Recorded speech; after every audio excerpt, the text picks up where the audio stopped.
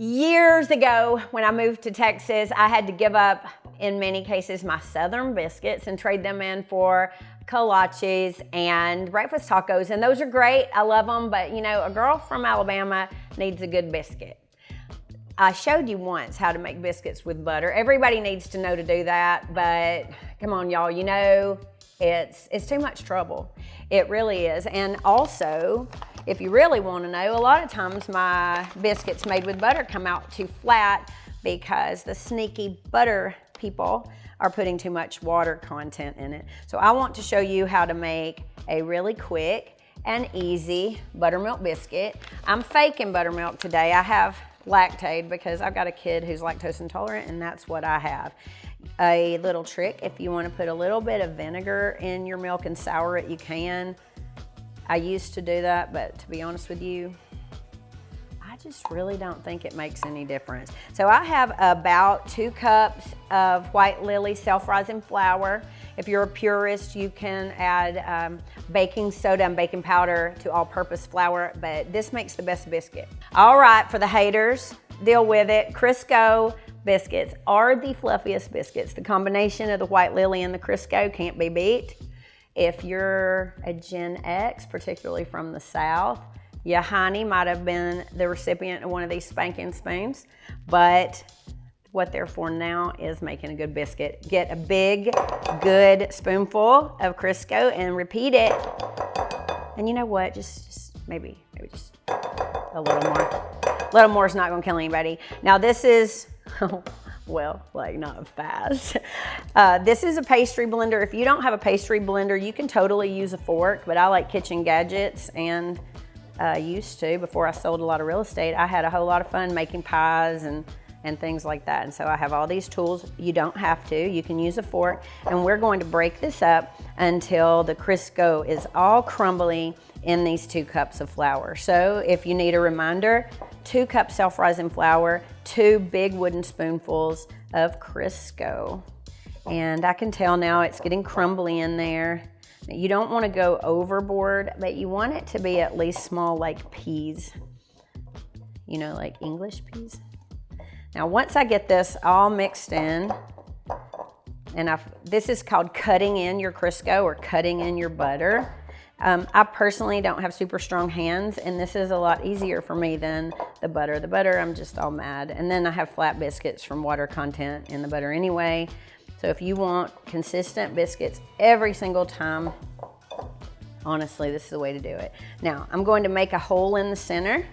Some people call that making a well in the center. Now, I have regular milk. Buttermilk is the very, very best for this, but if you don't have it, that is completely fine. There are some people out there who will blend this with their fingers. I can't. I just can't stand it. Blech, no way. So I start in the well and stir until it is all combined. And you'll see when you're starting to get a dough.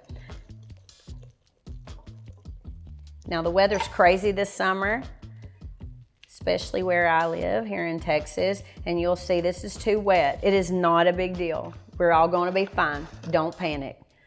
I'm going to add just a little flour at a time until I have the right consistency, which is going to be a dough that's not really slack. Slack means like this. See how this is slack? You don't want that. But also, if you get it too dry, you're going to go back and forth all afternoon between milk and flour, and then that's a lot of confusion and you might get a tough biscuit. So what I'm doing right now is getting just about exactly where I want to be for a dough I can turn out onto a board. It's gonna be so good. By the way, I didn't mention I'm eating low carb, so this is a total act of love is what this is. So I have my dough, and I'm going to turn this out on a floured board. You can do this on a clean place on your kitchen counter, but not me, man. This Taj Mahal quartzite is going to remain pure. So be right with you. I gotta let my dogs in. Now, some people will tell you never put the self-rising flour on the board where you're turning out biscuits. They're full of crap and high maintenance. Don't listen. The self-rising flour is not going to be bitter. If you think so, then you have a significantly more refined palate than me, and pat yourself on the back, because I am not going back and forth to the pantry for 2 kinds of flour. Now, while I'm turning this out, I can tell you, these also make amazing dumplings. If you like chicken and dumplings, you just drop it by the spoonful into your boiling broth. You can do so many things once you know how to do this. It's kind of like that basic white bread recipe from Southern Living magazine. If you know how to do that, you can look like an expert. This is no different. Now, I like to fold this over or knead it 4 times, not 3, not 5. So here's 1, and we've got a nice layer of flour that's going to make these flaky. That's 2, and here's 3. Now, I'm about to show you a cheat where you can get the most out of your biscuits. If you never listen to anything I ever tell you, listen to this. On your 4th go round, I guess that was 4. Wouldn't that be funny if I lost count while I'm saying to do it exactly 4 times? I am going to pat them into an exact rectangle.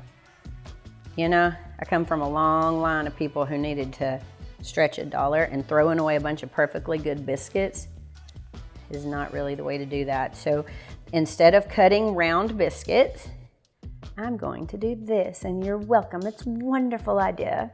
You never waste a biscuit again. Look at that biscuit deliciousness. Now, I am a little bit weird about things being kind of even and exact, so I like to start in the middle and work my way out. Now, you'll see I made a pretty big rookie mistake. I didn't flour my bench scraper, but you know what? There are a few things in life you can't go back and rectify. So we're fine, it's all good. Now, I cut scones the same way, but you can make your scones into a round biscuit dough and cut it into wedges. By the way, this is basically the exact same way I would make scones. So see, I wasn't lying. If you know how to do this, you know how to do a lot of things. So I'm just going to put every one of these biscuits on the cast iron skillet, because the cast iron skillet is going to give it a really nice crust. I'm going to put these right up next to each other. It's not like I'm frying chicken here. It doesn't need space. Actually, if I crowd them, they're going to rise higher. Now, this is superstition. Don't know why I do it. I'm going to put my thumb in the middle of each one of these, and then I'm going to pop it in a 400-degree oven until they rise tall, and they're golden, and they're beautiful, and full of carbs, so I can't eat any. Well, I was busy talking and I almost let these go too long, but luckily I smelled them and pulled them out in the nick of time. You'll see when you cut them into squares, you waste no dough, you get more biscuits, and these Crisco biscuits rise even higher than ones with butter. Now, I can't eat these, but if I could, I sure would put breakfast sausage and mustard on it, and it would be delicious.